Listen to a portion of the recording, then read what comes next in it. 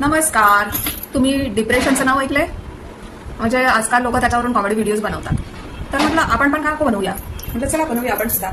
तर असं नाही का म्हणतात की आई डिप्रेशनमध्ये चालले, मग आई कशा रिॲक्ट होती ते सांगा. तर मी तुम्हाला माझ्या 2 आजी आहेत, त्यांच्याकडे जर तुम्ही असं सांगितलं तर त्या कशा रिॲक्ट होतील हे मी सांगणार आहे. आणि त्या ओरिजिनल लँग्वेजमध्ये सांगणार आहे, म्हणजेच मालवणीमध्ये सांगणार आहे. माझ्या आजी मालवणी बोलतात, सो मी त्या मालवणीमधनं रिप्रेझेंट करणार आहे. तर कसं आहे ना, एक आहे माझ्या आईची आई आणि दुसरी आहे माझ्या बाबांची काकी, जी म्हणजे माझ्या आईची आई आणि माझ्या वडिलांची काकी या सख्या बहिणी आहेत. माझ्या आईची आई मोठी आणि 5 वर्षांनी लहान आमची दुसरी बेडवाडीची आजी आहे.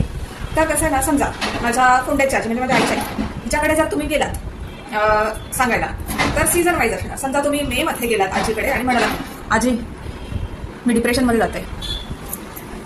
आजी आमची विचार कधी कधी जातं आता कधी काय सांगणार माहिती आहे, मेचा सीझन म्हणजे आंबे.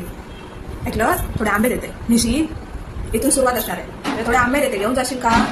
किंवा आणि चालकडी पत्त्याची पानं गोळा करते, चालकडी पत्त्याची पाळी गोळा करते, ते घेऊन जा. हलकी असते, त्याचं काय वजन ना. ऐकलं चढू, तांदळाचं पीठ आवायचं देव. आता आपण ही हळद कुठून ठेवलेली आहे, गावठी हळद. मग बाकीची दुकानातली बरी नसता, गावठी चांगली ती वाईज घेऊन जा. आणि ऐकलं चढू, एक काम कर, पाण्याची बाटली मात्र आठवणीने घ्या बरोबर. आणि पोचलंच काय फोन करा, काय जातं डिप्रेशन काहीतरी जाता आता जाऊ दे, पोचलंच काय फोन कर. आणि सांगते तेवढा घेऊन जा. लय होता नाही, 6 आंबे देते, फक्त 6 आंबे, 6 नाही 4 आंबे देते, जास्त नाही.